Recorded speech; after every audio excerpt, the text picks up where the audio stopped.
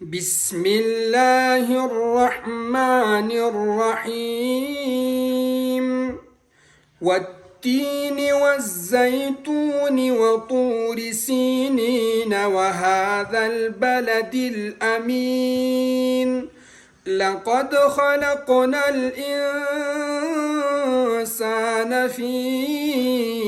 أحسن تقويم ثم رددناه أسفل سافلين إلا الذين آمنوا وعملوا الصالحات فلهم أجر غير ممنون فما يكذبك بعد بالدين أليس الله بأحكم الحاكمين صدق الله